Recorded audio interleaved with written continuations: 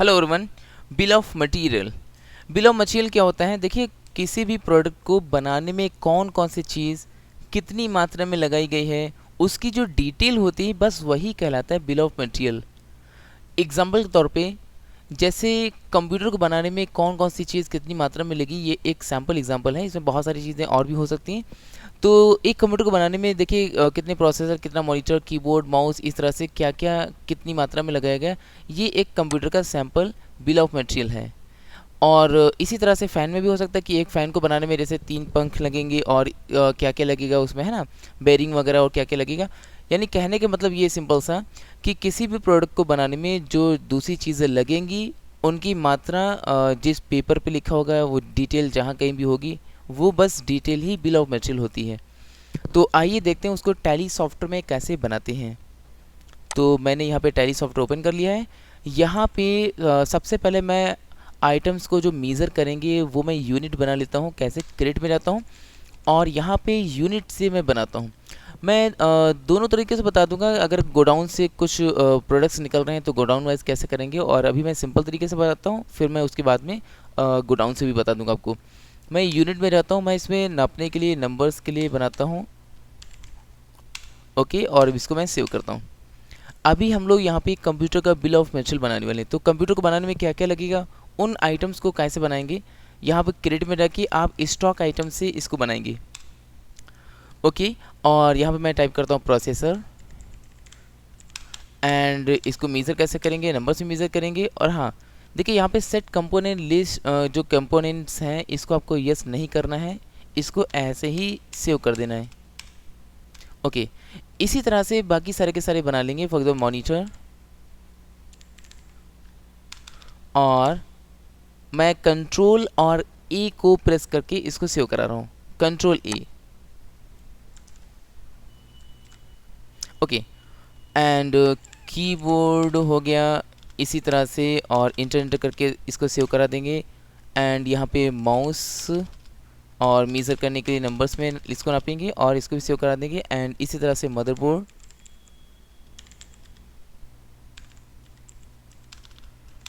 और इसको भी सेव करा देंगे। और हार्ड डिस्क हो गया, मैं थोड़ा जल्दी से इसको बना देता हूँ। सब सेम ही लगभग बनानी है।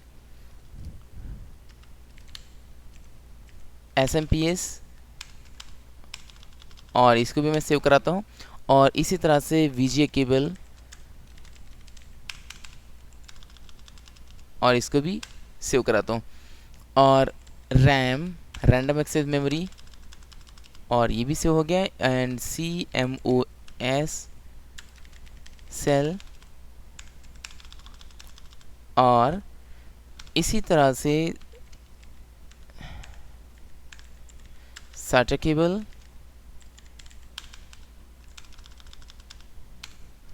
And power cable. मॉनिटर के लिए, और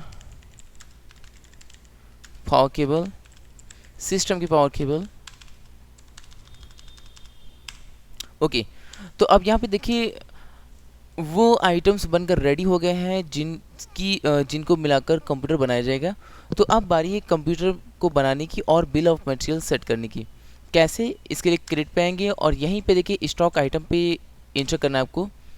और सबसे पहले तो आप ध्यान रखिए कि F12 प्रेस करके, F12 को प्रेस करके यहाँ पे आप इसको यस करा लेंगे, जहाँ पे लिखा होगा set component list bill of material in stock items. इसको आप यस करा लेंगे। ओके, चलिए मैं यहाँ पे लिखता हूँ आइटम नेम कंप्यूटर, और इसको भी मेजर नंबर्स में करेंगे। और हाँ, अब आपको ध्यान से set components bill of material, इसको यस कराना है, यस।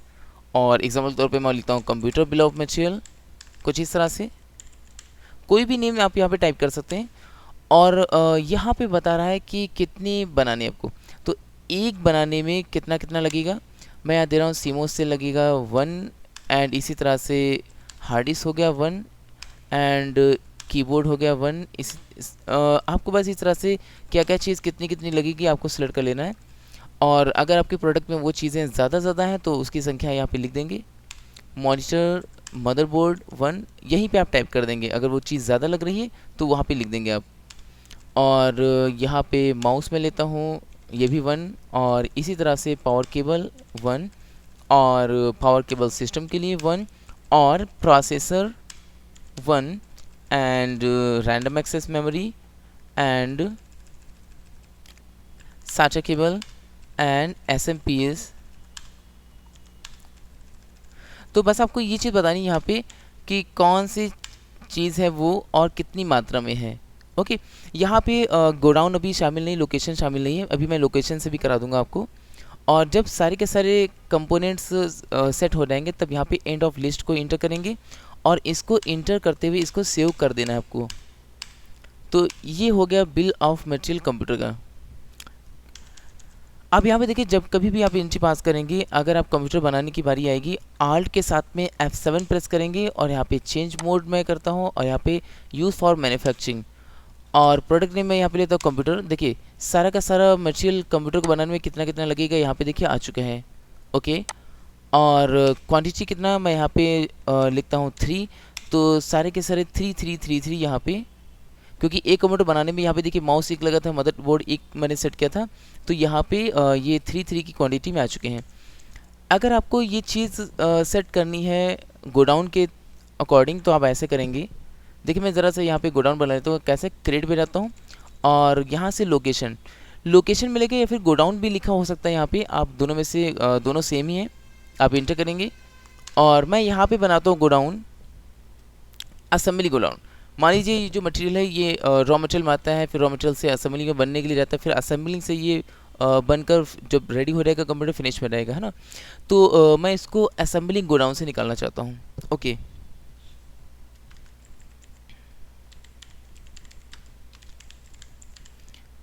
मैंने यहाँ पे बना लिया है, और इसको मैं सेव करा देता हूँ। ओके, अब यहाँ पे देखिए मैं अल्टर में जाता हूँ, एंड यहाँ पे स्टॉक आइटम, और यहाँ पे कंप्यूटर में इंटर करता हूँ, और बिल ऑफ मटेरियल को मैं येस करता हूँ और इंटर करता हूँ। और देखिए मैं इंटर करने के बाद में वन नोज, और यहाँ पे लोकेशन मांग रहा है, मैं इसको असेंबलिंग गोडाउन सेट कर देता हूँ। इसी तरह से सभी में सेट कर देता हूँ। तो बस छोटी सी बात है यहाँ पे कि आप किस गोडाउन से उस आइटम को निकालना चाहते हैं, वो गोडाउन आप सेट कर देंगे यहाँ पे, और बाकी सारा का सारा उसी तरह से वर्क होगा जैसा आप करते आए हैं।